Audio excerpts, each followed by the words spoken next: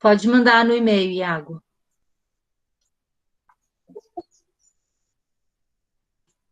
Ô, Bom Pro, mas eu dia, Mariana. consegui melhorar a nota, né, com esse diário de bordo. Conseguiu, mas a qualidade não ficou, né? Não ficou excelente. Como eu falei, né? E como a gente já conversou aqui, rolou uma preguiça, você sabe? Uhum. E sim, Prof, eu entreguei meu trabalho ontem, eu acho, tá? tá. Eu fiquei corrigindo coisa até 9 da noite. Depois eu fui preparar as aulas, mas eu vou corrigir. Fiquem tranquilos. Então tá. Já começou a gravar? Vou começar a projetar, então, essa apresentação que eu fiz sobre a América do Norte, tá? Primeiro me responda aí, a Andressa tá aí? Ângelo tá aí?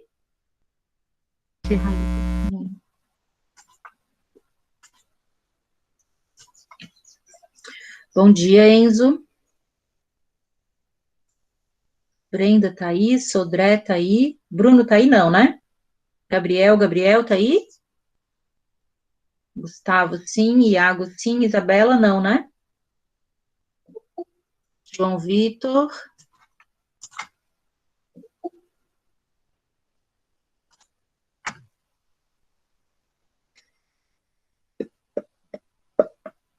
João Vitor, não. Júlia, sim. Aqui. Júlia, Laura, Manuela tá aí? Oi, prof, tô Maria, aqui. tá. Mariana, Marina, Tô aqui. Tô aqui. Naomi,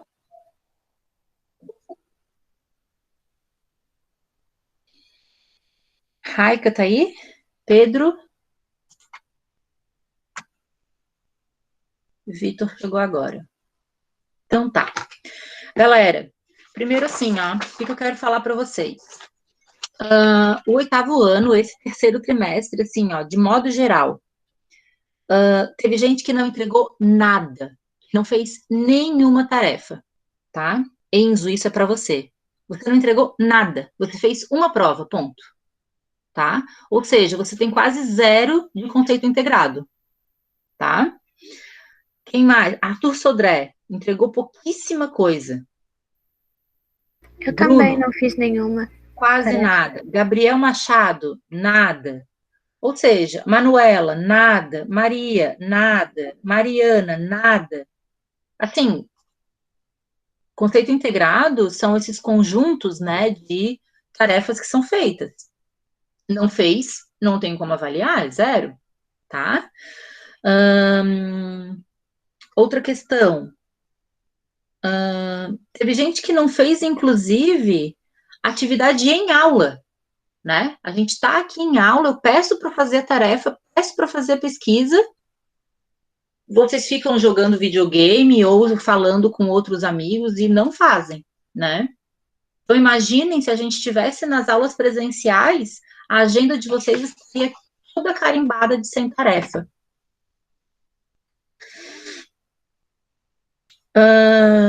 Quem chegou mais? João Vitor chegou? Não, né? Então tá. E pessoal, Eu cheguei, Gabriel. Gabriel. Então, só para avisar, né? Se vocês ficarem em recuperação, levarem um susto aí com a nota, tem motivo, né?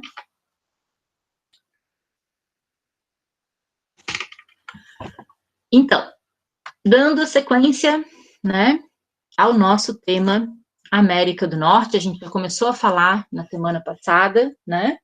Mas nessa semana eu quero trazer essa apresentação com elementos do nosso livro, né?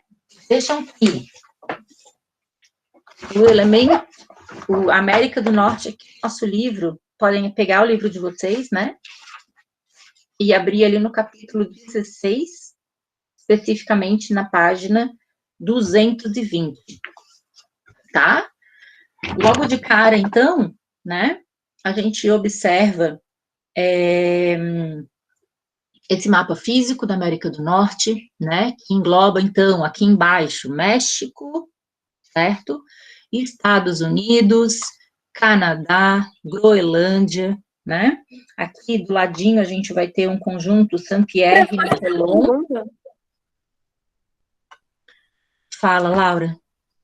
A Groenlândia é da América do Norte? Sim, assim É porque como... falaram que é da Dinamarca, daí eu não botei no meu trabalho. Não, mas peraí, ó. Quem governa, né, quem tem poderes, né, algum tipo de poder ali na economia, na política externa, é a Dinamarca. Mas se a gente for distribuir o conjunto de territórios, tá, de acordo com cada continente, aí faz parte da América do Norte, tá bom? Ela é da Dinamarca. Quem governa é a Dinamarca, né? Quem tem um poder ali, uma autoridade é a Dinamarca. Mas a área dela, o território dela é a América do Norte. Assim como, tá? Se vocês virem ali na página 220, né? A gente vai ter as Ilhas Bermudas, que fica por aqui mais ou menos, ó. Tá? Que faz parte do Reino Unido. E aqui em cima também, pertinho do Canadá, tá? É um conjunto de ilhas também, Saint-Pierre e Miquelon, que faz parte da França. Tá? Então, é essa mistureba mesmo, assim, né? Tem a Dinamarca aqui, então, que vai ter um poder sobre a Groenlândia, vai ter a Saint-Pierre, que quem vai ter poder é a França, e aqui as Ilhas Bermudas, que quem vai ter poder é o Reino Unido, mas tudo isso, essas ilhas e essa parte desse continente aqui, é a América do Norte. Tá bom? Daí, se a gente observar esse mapa físico, a gente vai ver que tem cores diferentes, né? A gente sabe que as cores, quanto mais forte ali, mais próximo do marrom, do vermelho, né? Maiores são as altitudes, né? Reparem que a maior altitude vai estar aqui na costa oeste da América do Norte, certo? Por que essa costa oeste ela vai ser mais alta e por que a gente vai encontrar, inclusive na paisagem, montanhas que são mais pontudas, pontiagudas? Alguém sabe me responder? As placas tectônicas? Perfeito. Quem falou? Foi o Ângelo. Perfeito, Ângelo. Isso mesmo. Tá? Elas são pontudas porque elas são consideradas relevos, né? Montanhas recentes na escala de tempo geológico, certo? Então, como aqui, ó, nessa área tem o encontro de placas tectônicas, tem inclusive aquele movimento transformante, né? Onde as placas tectônicas se arrastam, tá? Essa área aqui, ela vai ser muito mais instável, ou seja, vai ser muito mais fácil de haver terremotos, vulcões, né? Movimentos, né, sísmicos, de modo geral, nessa região aqui, tá? O que a gente vai ter aqui para baixo, galera? Na América do Sul, também na costa oeste da América do Sul.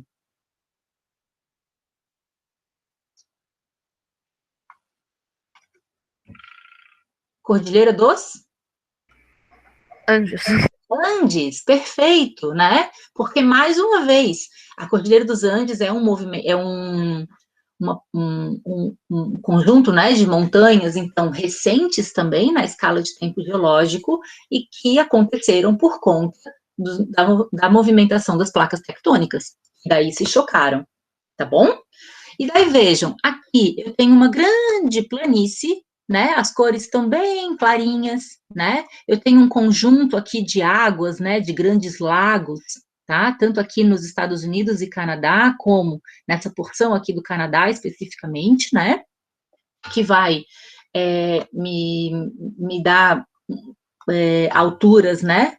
Altitudes bastante baixas, né? Até cerca de 400 metros de altura, tá?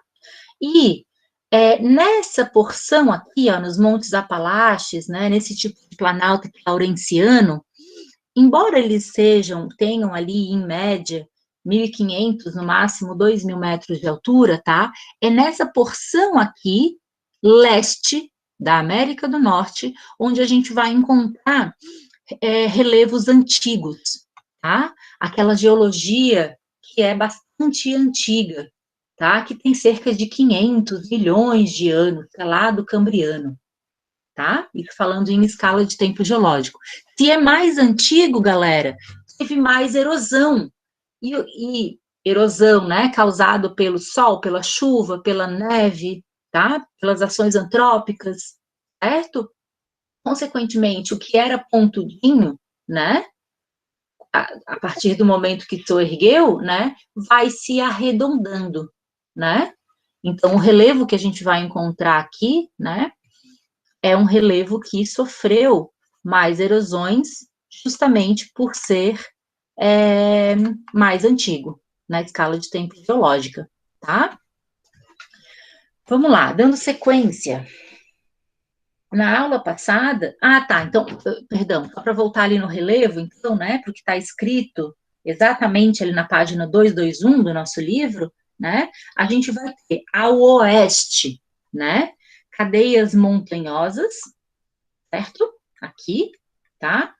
Que montanhas, né, que exemplos de serras a gente vai ter aqui. A Montanha Rochosa, que é a mais famosa, que corta Canadá e Estados Unidos, mas também o Planalto do México, a Serra Madre Ocidental, tá? Que fica no México. Bom dia, pessoal. Atrasildo. Página 220 do livro, América do Norte, tá? Então, esses são os dobramentos recentes, modernos, tá? No centro, a gente vai ter planície, tá? E nessa porção aqui, ao leste, os montes e as serras, então, que são os escudos cristalinos antigos, aqueles que sofreram maiores erosões, tá bom? Aqui eu trago o nosso querido pica-pau, né? E vejam, na última aula eu perguntei para vocês se vocês lembravam dele, né? E lembravam de imagens onde ele utilizava essas roupas, né? Esse tipo de chapéu, muitas vezes uma arma, muitas vezes esse personagem aqui também bigodudo, né? Ou seja, essa imagem também aqui, né? Que é tipicamente do oeste, dessa porção que fica entre saindo da planície, né, e indo para esses dobramentos modernos e recentes, tá? É onde acontece, é a paisagem aonde acontece isso, tá? Percebam que na porção mais ao sul também, né, sudoeste dos Estados Unidos, especificamente, a gente vai ter um clima mais árido ou semiárido e, consequentemente, vegetação também aqui, ó, de xerófilas, né, ou seja, de cactáceos, tá? Então, isso é perceptível também nos desenhos, né, e tem várias pessoas que fazem pesquisa de paisagem, né, por intermédio dos desenhos, tá? Nessa outra imagem, eu também trago o pica-pau, né, o desenho do pica-pau, mas daí para mostrar especificamente o episódio, que é muito engraçado, que é o pica-pau e eu não sei o nome desse personagem, descendo de barril Niagara Falls, né? O que é Falls? É cataratas, né? Niagara, né, é a cidade de Niagara, né, que fica no Canadá, né, e que dá nome, Niágara também é o nome, então, dessa catarata, que separa Estados Unidos e Canadá, tá? Isso na porção leste, tá? Pertinho de Nova York, no caso.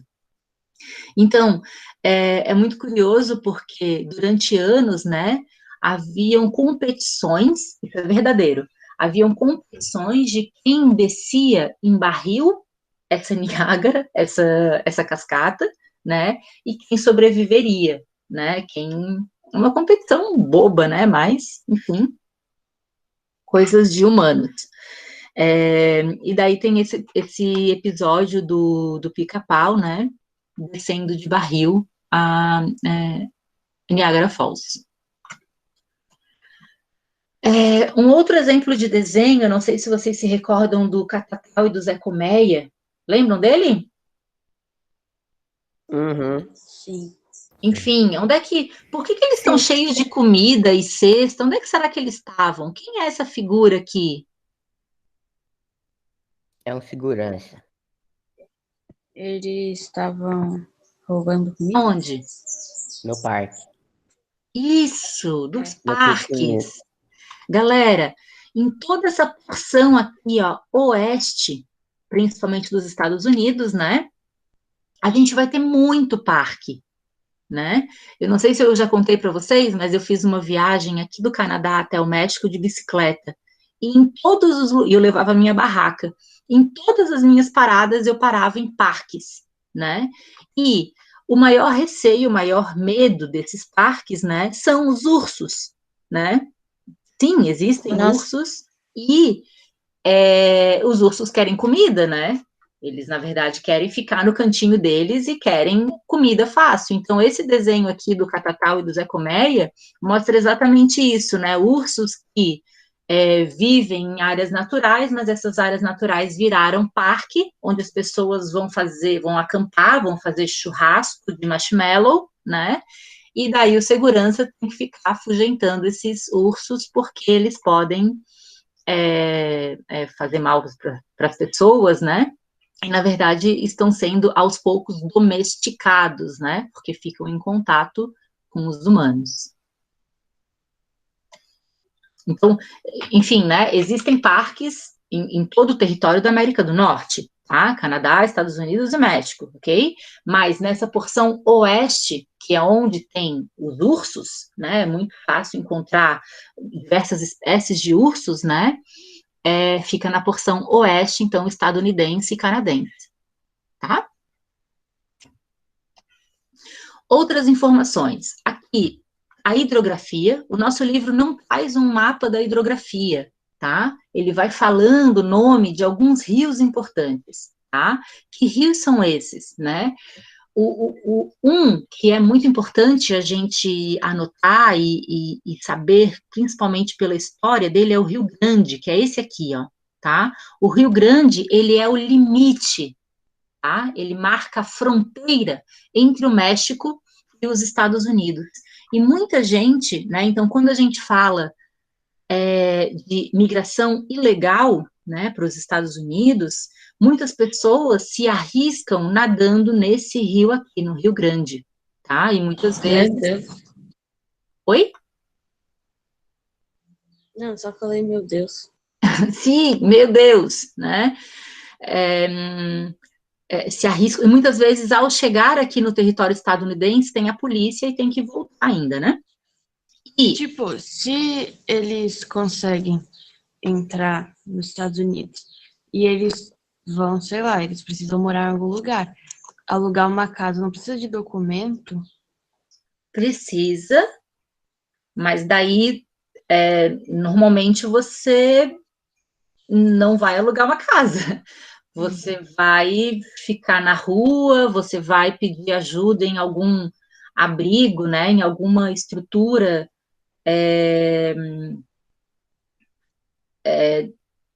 para imigrantes, né, específica de imigrantes, ou porque você já conhece alguém que vai para lá, e daí você vai para casa dessa pessoa, ou você tem que pagar mais caro para que alugue algo e não tenha documentos. Tem um conjunto de ações, né, ilegais que são feitas quando você está num país sem poder, entre aspas, estar ali, tá? Então, quando se fala em construir um muro, né, igual o Donald Trump sempre falou, né, nos últimos 4 anos em que ele foi presidente, enfim, né, ou em enfatizar, em tornar mais rigoroso, né, o policiamento na fronteira do México e dos Estados Unidos, é essa fronteira mais aqui, ó, dessa parte aqui, ó, tá? Mais do noroeste, então, do México, porque essa outra área aqui tem o Rio Grande, que vai desembocar, inclusive, no Oceano Atlântico, tá? Outro rio importante, o Rio Colorado, tá? Ele vai ter essa direção aqui, né?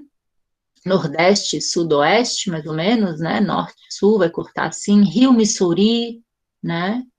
Acho que é assim que fala, Missouri. Rio Nicarágua. Olha só, esse lago, esse conjunto de lagos aqui, galera, ele vai ser, como é um lago, como ele é navegável, vocês vão perceber que ele vai ser muito importante para a economia, tanto dos Estados Unidos como do Canadá, tá? Porque eles vão ser utilizados para transportar mercadorias, tá?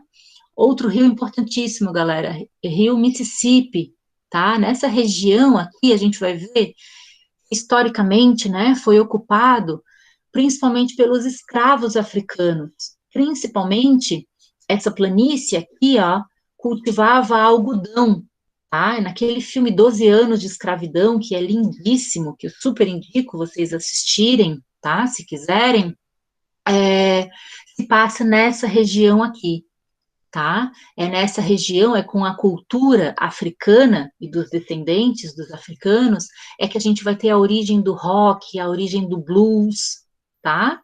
Daqueles filmes, né, que a gente vê, filme de comédia até bem antigo, Mudança de Hábito, né? Daquelas pessoas que cantam em igreja com aquele vozeirão maravilhoso, né? Então, tudo se passa nessa. Claro que isso acontece, né, em vários lugares da América do Norte, mas predominantemente aqui nessa porção, tá? Enfim, falado rapidamente aqui da hidrografia, né, quero trazer então aspectos do clima e das correntes marítimas, né, percebam que predominantemente corrente marítima, né, quente, é o que a gente vai encontrar aqui no Oceano Atlântico, tá? Por que que eu sei, como é que eu sei que é quente? Porque eu li ali na legenda, ó, que vermelho é quente, tá? E corrente fria, aqui que é a corrente da Califórnia, né, no Oceano Pacífico, tá? Mas aqui também vai ter uma quente, ó, certo? E os climas que variam, então, né, de polar, que é esse extremo aqui do Canadá, assim como a Groenlândia, certo? Seguido por clima frio, clima, esse rosinha aqui, ó, subtropical, né? Clima semiárido. Vejam, olha só, já tem uma característica de deserto essa porção aqui, certo? Por isso que o pica-pau, né, e o pé de pano, eles aparecem no meio dos cactos, né? Porque essa é uma característica do clima e da vegetação dessa porção aqui, ó, centro-oeste, tá? Dos Estados Unidos. O que mais? Inverdinho, frio de montanha, né? Então, são as maiores altitudes que a gente vai encontrar tanto no México, como nos Estados Unidos e no Canadá, certo? E tem esse lilás aqui, ó. Lilás é o Mediterrâneo, nessa porção, então, dos Estados Unidos, especificamente, tá?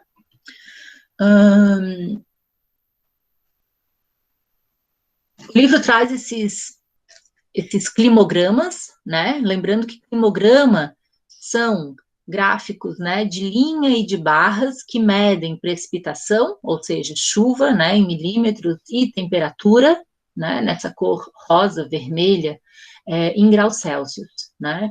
Então, reparem que vai variar desde a polar, né, quando no inverno a gente vai ter, então, menos 20 graus, né, chegando a zero ou até temperaturas positivas aqui no verão, certo? Climas frios, né, que variam, então, de menos 10 a mais 20, né, e chuvas durante o ano inteiro, bem distribuídas, né? México, com temperaturas super altas, né? Ou seja, está mais próximo do Equador, consequentemente, você vai ter essa influência também da latitude, né? Que vai manter essa temperatura em média de 30 graus e com bastante chuva, principalmente aqui, né? De junho até outubro, certo? E o clima desértico, né? Que quase nada de chuva e temperaturas que variam de 10 a 30 graus, certo?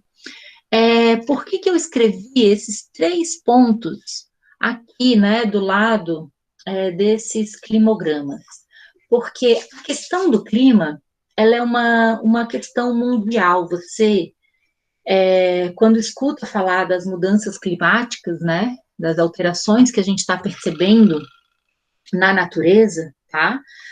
Isso está relacionado, com a economia, né? Por que com a economia, prof? E por que com a quantidade de pessoas? Por quê? A economia, ela, embora muitas pessoas estejam empregadas, né, no terceiro setor da economia, tá? Existem muitas indústrias. E a liberação de dióxido de carbono, ou seja, de CO2 na atmosfera, ela vem alterando, tá? E aumentando a temperatura do nosso planeta, certo? Se vocês lembrarem do efeito estufa, né? O efeito estufa, ele é muito importante para o nosso planeta. Por quê? Porque a radiação solar, ela entra, né? No planeta Terra. Não entra no planeta, entra na atmosfera, certo? Consequentemente, ela toca a crosta terrestre, ela toca tudo que está, então, na porção mais externa do nosso planeta, né? Isso é muito positivo, porque a gente tem a evaporação e, consequentemente, o ciclo da água, né? A gente tem a possibilidade de, consequentemente, né, com o ciclo da água, chuva, e essa chuva possibilitar a molhar as plantas, né, e de um cultivo, de um plantio, no caso, certo? Possibilita abastecer rios e lençóis freáticos, né? Então, e possibilita, inclusive, a gente viver aqui. Porque senão, se essa radiação solar, ela entrasse e saísse, né, na mesma proporção, ficaria frio aqui. Não seria possível a gente viver no planeta Terra.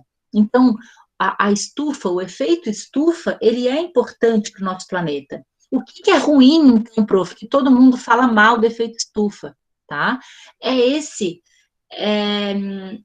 É o aumento, né?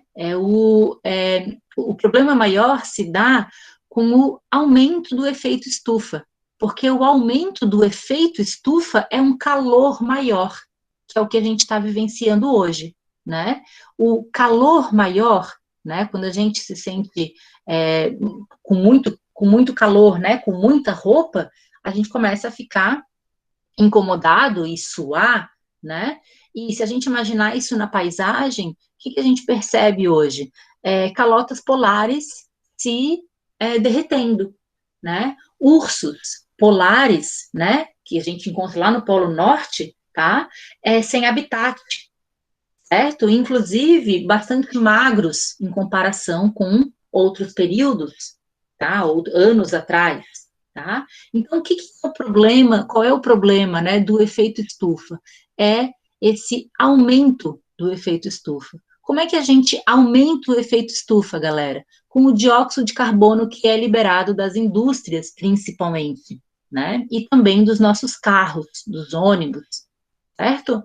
Ou seja, o dióxido de carbono, ele tem a origem com a queima dos combustíveis fósseis, né? Os combustíveis fósseis, basicamente o gás natural, o petróleo e o carvão mineral, tá? São os exemplos, então, de combustíveis fósseis, tá? Vão provocar esse aumento do efeito estufa. Aumentar o efeito estufa é diminuir calotas polares, diminuir habitat de ursos polares, né? E, consequentemente, aumentar, inclusive, o nível do mar, tá? Quando se aumenta o nível do mar, sabendo que grande parte da população do mundo vive em regiões litorâneas, tá? O mar ocupar cada vez mais as áreas que são continentais, tá? Falando tudo isso, porque o conjunto de países, né, de representantes dos países, né, se uniu e criou um acordo, chamado Acordo de Paris. Para quê? Para minimizar, para diminuir o uso de combustíveis fósseis. Caramba, prof, mas aí não tem combustível fóssil, vai usar o que como energia? Vai usar energia alternativa, vai usar o sol, vai usar o vento, né? Vai usar a maré, enfim, vai usar outros tipos de energia que não sejam essas que aumentam ainda mais o efeito estufa, tá? Então, esse acordo ele foi lançado para todos os países do mundo, né? E os Estados Unidos, ele saiu desse acordo. Ele primeiro assinou, mas depois ele saiu desse acordo, né? Ou seja, ele, não. Se eu vou ter que investir em energia alternativa, tá? Isso aí, ó, vou ter que gastar muito dinheiro com pesquisa em instalação de painéis solares, vamos supor, né? E aqui nem tem tanta radiação solar, né? A potência solar nem é tão grande. Então, eu vou sair fora disso, porque senão eu vou ter que diminuir a produção das minhas indústrias e, consequentemente, ganhar menos, tá? O fato é que os Estados Unidos é o segundo maior emissor de dióxido de carbono do mundo, tá? O primeiro é a China, certo? E ele não tá nem aí, né? Os Estados Unidos não se incomoda com essa necessidade que é mundial, né? Inclusive o atual presidente, né? Enfim, estamos aí nas contagens dos votos que nunca acabam, né? Mas a figura desse presidente, Já empresário, acabou agora, eu acho. enfim, o Trump, ele nega, ele é chamado de negacionista porque ele nega fatos, ele nega pesquisas que comprovam que, de fato, né, o efeito estufa está aumentando, né, e que isso faz mal para o planeta e que isso faz mal para as pessoas, né. Enfim, falei um monte de coisa, né, nessa imagem, com só esses 3 pontos, mas tudo que eu estou falando aqui, ele foi lido, né, em diversos lugares, mas também tem um textinho trocando ideias ali na página 226, tá, que vai falar sobre isso, né, especificamente dos Estados Unidos, tá? Para dar sequência, ufa, vegetação. E olha que interessante, né? Eu falei do clima, mostrei esse mapa, e na sequência estou mostrando agora a vegetação, né? Ou seja, clima e vegetação e mudança climática, né? Afeta diretamente não só a vida de nós, seres humanos, mas de todos os seres vivos, né? Então, certamente essa vegetação também sofre com as mudanças climáticas, né? Que vegetação que a gente encontra aqui, galera, né? Desde desertos frios, né, aqui da Groenlândia, no caso, que está em alaranjado, assim como desertos quentes, que a gente vai encontrar aqui na Baixa Califórnia, né, nessa porção mais ao norte do México. Vejam aquela porção, ó, que tinha o clima árido, semiárido, né, que vegetação que eu vou ter? Deserto, tá? Por isso aquela imagem que eu trouxe lá do pé de pano, lá do pica-pau, nos cactos, certo? Seguida pelo quê, né? Essa amarela aqui, ó, predominante no México e nessa porção central, então, dos Estados Unidos, e essa mantinha no Canadá, que são as estepes e pradarias, ou seja, gramíneas, né? Vegetações esparçadas, né? Bem distribuídas no espaço. Essa grande porção aqui ao leste dos Estados Unidos, que é a tundra, né? A gente vai ter um pedacinho também aqui, ó, ao sul, né, do México, tá? E a floresta boreal, a taiga, né, que a gente vai encontrar nessa porção aqui, certo? E um pouquinhozinho, né, de floresta tropical somente aqui no México, tá? E aqui a vegetação mediterrânea também, nessa porção ao sul dos Estados Unidos, né? Aqui já tem Califórnia, enfim, plantio de várias frutas, né? Morangos, enfim, que a gente vai encontrar aqui. É isso? Aqui imagens, então, né, dessa floresta boreal, dessas coníferas, né? A gente sabe que essas espécies, elas são justamente que dão como semente, né, aquele conezinho, né? Isso aqui nada mais é do que o nosso pinheirinho de Natal, que a gente reproduz para cá, né, para qualquer região do mundo, né, porque foi vendido para o mundo inteiro, então é o pinheirinho de Natal, no caso, a floresta boreal, né, e que tem como como fruto o cone, tá? Aqui, um pedacinho, então, da floresta tropical, né, a gente já vê que tem várias cores, vários tons de verde, né, vários tamanhos de folhas, tamanhos de árvores, né, que a gente vai encontrar, então, naquele pedacinho lá do México, bem pedacinho mesmo, ó, galera, tá? Seguido aqui pelas pradarias, estepes, né, e vejam, tem uma super máquina aqui enorme, né, a gente já consegue ter uma noção de que a economia dessa região aqui, ela vai estar baseada na agricultura, tá? Na agricultura que é extensiva, e por ser uma planície que possibilita, na verdade, né, o uso de máquinas, né, de mecanização, porque não é cheio de morro, né? Uma vez que é plano, eu consigo colocar uma máquina para plantar, uma máquina para molhar, né, outra máquina para colher, né, e pouquíssima mão de obra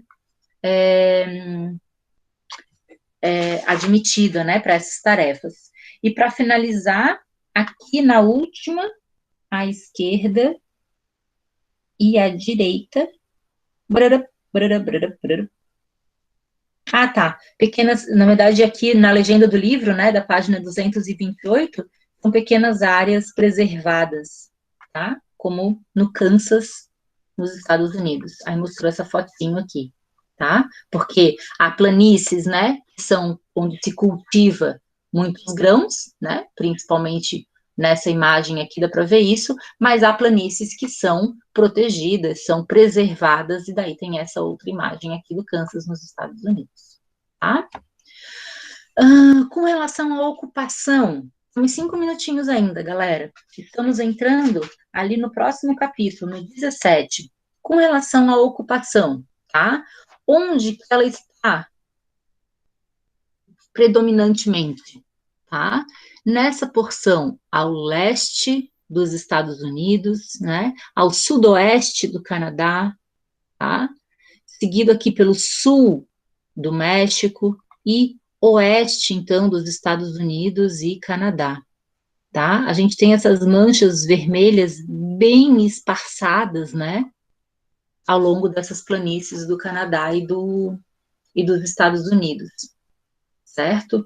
Mas a gente vê e a gente pode considerar que é uma distribuição demográfica, né, que ela é desigual no território, né?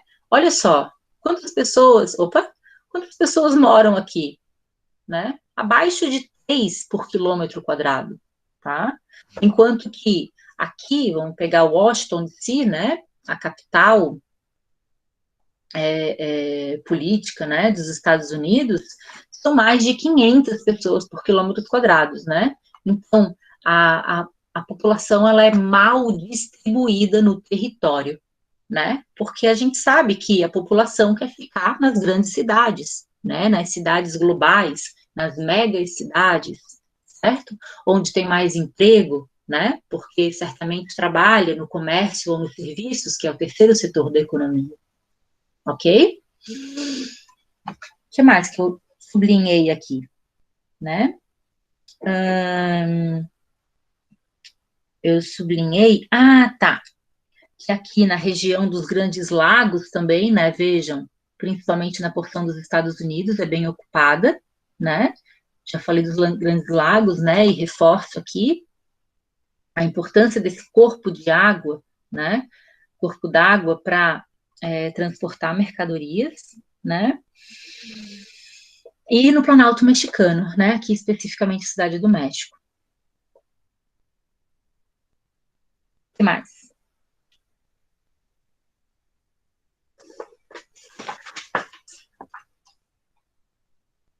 Eu trago o mapa que eu tirei da página 232, para quê, galera?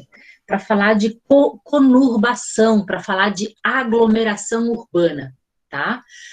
Pessoal, de modo geral, no mundo todo, né? De modo geral, né? A maior parte das pessoas vivem em áreas urbanas, tá? Em detrimento da ocupação das áreas rurais, certo? Então, você vai ter muito mais pessoas morando em áreas urbanas do que em áreas rurais. Tem exceções no continente africano e no continente asiático, ok? Mas, de modo geral, é isso, né? E, muitas vezes, uma cidade se aglomera na outra, tá? Uma cidade, muitas vezes, até se expande tanto, né? E se interliga numa outra cidade, tá? O nome disso, na geografia, quando a gente estuda, é conurbação. A gente já estudou isso no 7º ano, né? A gente vê alguns exemplos aqui, até mesmo de Florianópolis, São José Palhoça, né? Dessa conurbação que existe nessas cidades. E no mundo todo, né, o evento de aglomerações urbanas e de conurbação é estudado. E aqui, especificamente na América do Norte, a gente vai ter o quê de aglomerações urbanas, né?